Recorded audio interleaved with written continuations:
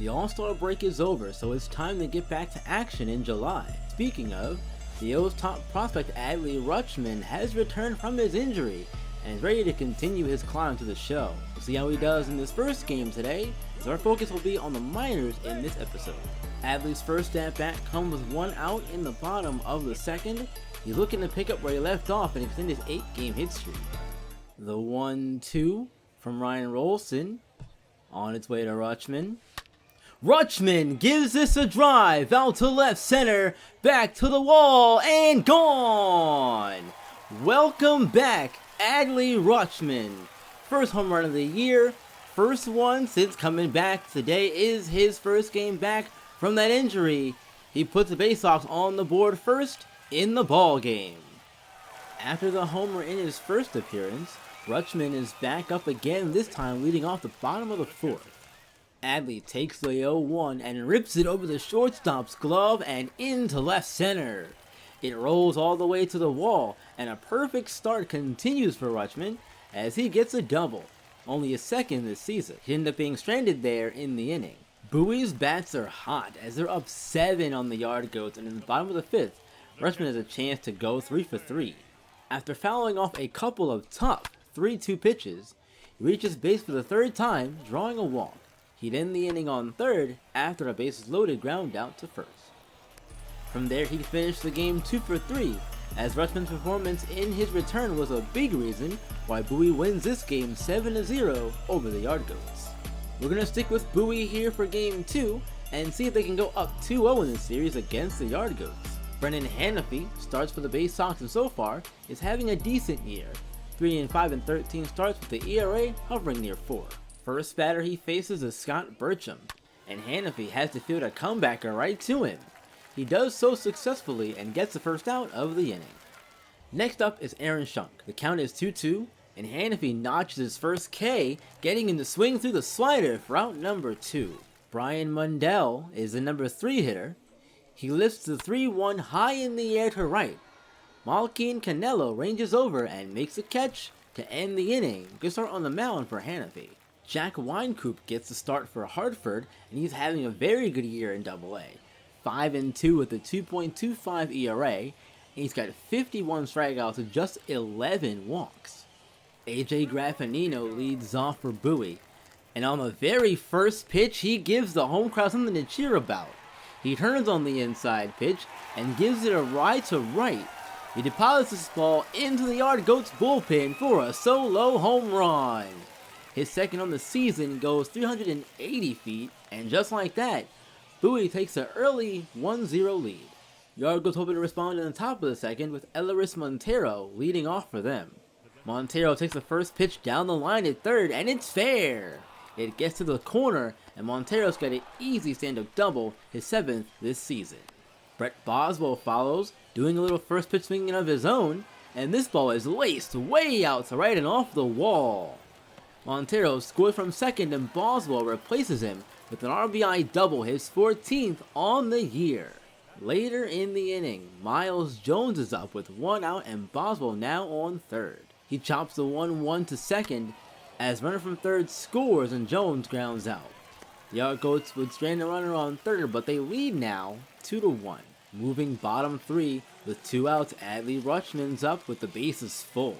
He gets a piece of the first pitch, may as well say he chased it, but regardless, he's able to beat the throw to first, and not only is the game tied, but Adley's hit streak moves to 10 games now. Christopher Cespedes follows, taking the 2-1 and lining it to left. Bases remain loaded, and the go-ahead run scores. Bay Sox take the lead back in the third. It's now 3-2. Let's move forward, bottom 7 still, 3-2, with Toby Welk digging in for Bowie. Toby tattoos the 2-2 pitch way out into left field, and you can forget about it. It's way out of here. And give that fan a contract for that catch too while you're at it. The solo shot from Welk is his 5th on the year. That gives him the team lead in homers and makes it 4-2 Bay Sox. Going bottom 8 now with Jalen Ferguson at the dish, and runners on first and second. Ferguson is hitless no more, lining the 2-0 into left. It kicks off the wall, but the runner from second scores easily, making it 5-2 Bay Sox, and that's the final as Bowie goes up 2-0 in the series against the Yard Goats. Third game of the episode, we're going up a level to AAA Norfolk and focus on Heston Kjerstad. As a reminder, he played in the Futures game during the All-Star break. He's cooled off a little since, but hopefully with a good game here, he can help the Tide take this final game of the series from the Gwinnett Stripers. Heston has an early RBI opportunity with the runner on at second and one out in the first. On the 1-2, Kjerstad hits a fly ball to right. The second out is made, and the great throw to third holds runner at second as well. His second AB comes in the third, and it doesn't go any better, as Kjerstad checks the 1-2 in the dirt. It's called a strike 3, and the throw to first retires him, making Heston 0 for 2 in the game.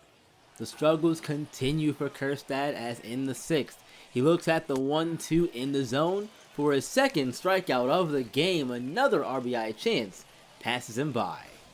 Kjerstad's now 0 for 4, but with a chance to break the 2-2 tie in the 10th. The 0-2 gets sent out on a line to left, his best hit ball of the night, but it's an easy play and the game stays tied at 2. Bottom 10 with the runner on second due to the extra innings rule. Tyler Flowers sends this ball out to right. All Heston can do is run aimlessly around because this game is over. Gwinnett walks it off and completes the series sweep of Norfolk, winning this one 3-2 on the automatic RBI double. With that, we are going to end the month of July and get into August. So let's see how the league is looking heading into the final 2 months of the season with our monthly wrap-up of July. Starting with standings first in the American League East. The Yankees are still in first place, looking really good. Way ahead, 16 games ahead. 71-34 is their record. Rays in second at 55-50.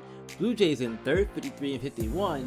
Red Sox in fourth, 48-60. And our O's are in last place, 30-74. In the AL Central, the White Sox are in first place at 61-45. Twins are right behind them though, 3.5 games back, 58-49. Royals in third, 49-55. Tigers in fourth, 50-58, and the Indians are in last place at 48-57, 12.5 games back first. In the AL West, finally, the Astros are in first place, 60-45. Mariners, though, hanging in. They are 5 games behind at 55-50. Angels in third, 51-55. Athletics, 50-56, and the Rangers in last place, 43-61. Over to the National League side of things now, starting in the East. The Mets are in first place, 59-46. Nationals in second, 50-55. Braves in third at 54-52. The Phillies ending the month on a hot streak, winning 4 in a row to get to 50-54. And the Marlins are in last place, 46-59. In the NL Central, the Reds are in first place, 59-47. Cardinals in second, 1 game above 500, 53-52. Brewers in third, 51-54. Cubs in fourth, 50-57. While the Pirates are falling off here, lose 5 in a row, 42-62. Finally, in the NL West, some celebration here created as the Dodgers are now 11 games ahead of the Padres. They're 76-30. Padres in second, 66-42. Rockies in third, 53-52. D-backs in fourth, 46-59, and the Giants are in last place, 39-65. Let's go ahead now and see who took home the Player of the Month awards for the month of July. Starting in the American League, with the starting pitcher for the Red Sox, Eduardo Rodriguez. In 6 games this month, he's a perfect 3-0, the ERA of 1.31 and 36 strikeouts. The Player of the Month award goes to the Angels' Mike Trout. In his 80 at-bats this month, he had a .375 average, 8 home runs, and 22 RBIs. The AL Rookie of the Month is also an Angel, Luis Rengifo. In 50 at-bats, he had a .340 average, 4 home runs, and 11 RBIs. Over to the National League now, where the pitcher award goes to closing pitcher Kenley Jansen. In 11 games, he had 1 win, 9 saves, didn't give up a single run, and had 6 strikeouts. The Player of the Month award also stays in LA with the Dodgers going to Cody Bellinger. In 94 at-bats, Bellinger batted .340, he had 9 home runs and 27 RBIs. And finally, the National League Rookie of the Month award goes to the Pirates' Christian Bethancourt. In 40 at-bats, he batted .375 and drove in 2 RBIs. Congratulations to all the players who won the Player of the Month award for the month of July. Next time we pick up in the O's franchise, we'll get into August. Contract talks can begin with players, so if there's anyone I should look at re-signing, let me know. Leave your feedback below as well as a like, subscribe if you're new, and until next time, keep on shining and keep on grinding. We'll see you all in the next one.